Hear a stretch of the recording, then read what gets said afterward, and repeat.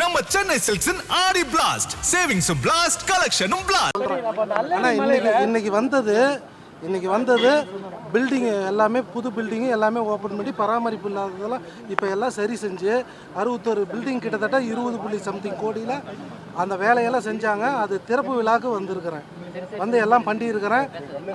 இந்த மாதிரி நம்ம பட்ஜெட் கூட்டத்தொடருக்கு என்னென்ன தேவையோ இப்போ போய் அதிகாரிகளோட ஆலோசனை பண்ணி இங்கே என்னென்ன மக்களுடைய தேவைகள் இருக்குதுன்னு கேட்டு எறிஞ்சிட்டு அதுக்கு தகுந்த மாதிரி அந்த பட்ஜெட்டுக்கு போய் ரெடி பண்ணணும். ஆனால் இப்போ அணைக்கட்டு தொகுதியில் அல்லேரி மலை கிராமம் அந்த கிராமத்தை சுற்றி கிட்டத்தட்ட ஒரு 12 குக்கிராமங்கள் இருக்குண்ணா. அந்த கிராமத்தில் இப்போ உள்ள குடிநீர் தண்ணி இல்லைண்ணா.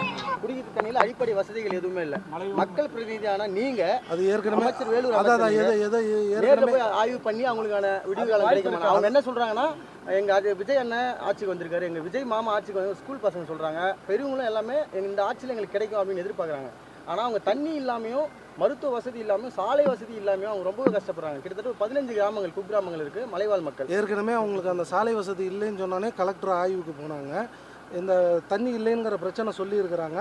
உடனடியாக அடுத்த முறை நான் வரும்போது நானே நேரில் அங்கே போய் அதுக்கு என்னென்ன மாற்று வழிங்கிறத பார்த்து கண்டிப்பாக நிச்சயம் செய்யணும். இந்த பட்ஜெட்டில் இதை பற்றி புதிய ஷோரூம்கள் தமிழ்நாட்டில் ஆரம்பிக்கிறதுக்கு வாய்ப்புகள் இருக்கா? ஏன்னா திமுகவும் அதிமுகவும் நிறைய ஷோரூம் ஆரம்பிச்சிருக்காங்க. தாவேக்காக்கு புதிய ஆட்சி வந்திருக்கு. இப்போ வந்து சரியான எங்கெங்கே சேல்ஸ் எப்படி இருக்குங்கிறத கணக்கெடுக்கும்படி நடக்குது. தேவைப்படும் பட்சத்தில் கண்டிப்பாக புது ஷோரூம் ஓப்பன் பண்ணுவோம். Deepavali festival sale, Pongal festival sale open பண்ணியிருக்கோம் நம்ம கோப்டெக்ஸில். உங்கள் புது கவர்மெண்ட்டில் இந்த ஆடி சேல், ஏன்னா ப்ரைவேட் எல்லாம் பண்ணுறாங்க இல்லையா, அந்த மாதிரி ஆடி சேல் என்ன வாய்ப்பு? அதுக்கு தான் நான் எல்லா அதிகாரிகளோட கலந்து பேசிகிட்டு இருக்கிறோம். இது வந்து 6 மாத காலம் அண்ணா பிறந்தநாளை முன்னிட்டு இந்த மாதிரி 20% ரிபேட்டை வந்து 30% போடுவோம். அதுக்கு மாற்றாக இது ஏன்னா தொடர்ந்து ஆரம்ப காலத்திலிருந்து ஒரே மாதிரியே செஞ்சுட்டு இருக்கிறாங்க. இதுக்கு மாற்று வழி என்ன, விலை குறைக்கிறது என்னங்கிறத அதிகாரிகளோட கலந்து பேசிட்டு மாற்றங்கள் இருக்குன்னு எதிர்பார்க்க. கண்டிப்பாக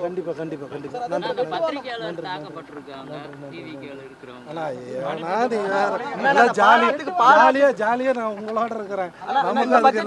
பாலாத்துக்கு ஏதாச்சும் ஒரு முக்கியத்துவம் கொடுக்கணும். அதைத்தான் நான் இப்போ போய் அவங்கக்கிட்ட நான் அவங்க ஆட்சியர் எல்லாருமே எம்எல்ஏஸு எல்லாருமே இப்போ ஆலோசனை பண்ண போகிறோம். என்னென்ன இங்கே முக்கியமான தேவையோ அந்த பாலாருக்கு அந்த இப்போ இருக்கிறதுல அந்த கருவேல் மரம் அதெல்லாம் க்ளீன் பண்ணுறதுக்கு என்னென்ன வழிவகையோ அதெல்லாம் கேட்டு இந்த சிஎஸ்ஆர் சம்மந்தமாக எல்லாத்தோட யார் யார் பண்ணுறாங்களோ அவங்களையெல்லாம் தனியார் நிறுவனத்தையெல்லாம் தொடர்பு கொண்டு அவங்கக்கிட்ட எல்லாம் கேட்டு அரசும் என்ன செய்ய முடியுங்கிறத உங்கள் கவனத்தில். வெட்டுவானம் கோயில் போதுண்ணா